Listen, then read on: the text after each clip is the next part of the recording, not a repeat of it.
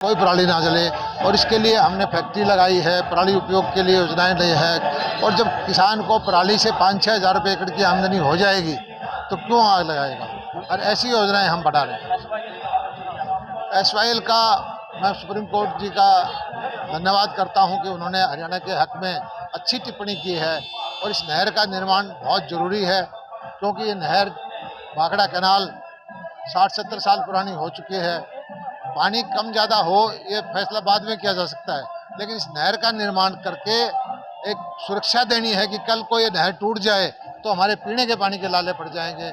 इसलिए जो supreme court जी ने, मुख्य न्यायाधीशों ने जो टिप्पणी दी है कि इस नहर का निर्माण होना चाहिए, हमें आशा है कि अब इस नहर का निर्माण होगा। मंत्री जी, हुड्डा साहब के 2 बयान हैं। एक तो है हरियाणा में 4 उप मुख्यमंत्री बनाए, दूसरा है कास्ट सेंसस को लेके है, जातीय जनगणना जरूरी है। दुर्भाग्यपूर्ण है कि हमारे समाज में तालमेल है, इसको जातियों में बांट करके कांग्रेस जो है सत्ता हासिल करना चाहती है। उनके अपनी नीतियों के दम पर नहीं, लेकिन भारत की जनता, हरियाणा की जनता जो काम नरेंद्र मोदी जी ने कोरोना काल में किए, जो देश का नेतृत्व कर रहे हैं, आज दुनिया के अंदर साख बनी है, भारतीय जनता पार्टी को ही वोट देंगे।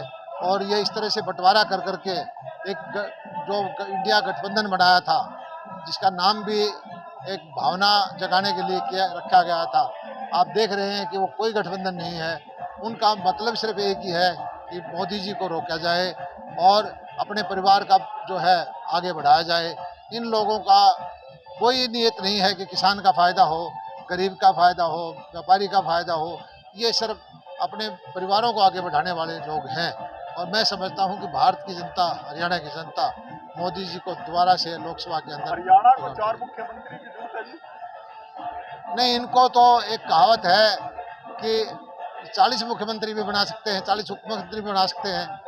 वो जो एक कहा गया था कि किसी की भैंस गुम हो गई थी, मंदिर में गया, एक थन चढ़ा दिया, दूसरे मंदिर में गया, दूसरा थन चढ़ा दिया, फिर किसी गुरुद्वारे में गया, एक थन चढ़ा दिया।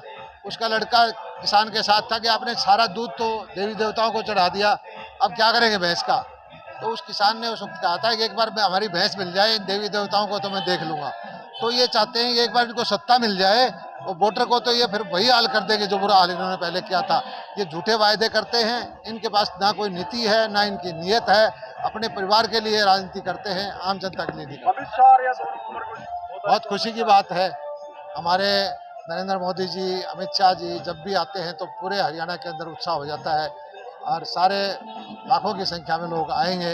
और 4 साल की हमारी जो सरकार है यहाँ की, और उसकी जो जो उपलब्धियां हैं वो लोगों को हम बताएं। आज मुख्यमंत्री ने काफी धाकड़ लोगों की धरती है, यहाँ के किसान भी धाकड़ हैं, यहाँ के सैनिक भी धाकड़ हैं, यहाँ के खिलाड़ी भी धाकड़ हैं।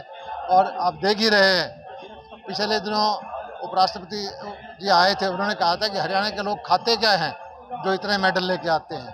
तो हम जो परिश्रमी लोग हैं, खुददारी वाले लोग हैं, मेहनती लोग हैं, और इस तरह से जो मेडल लेके आ रहे हैं, मैं समझता हूं कि आने वाले वक्त में ओलंपिक में भी जो है हरियाणा के लोग परचम लहराएंगे।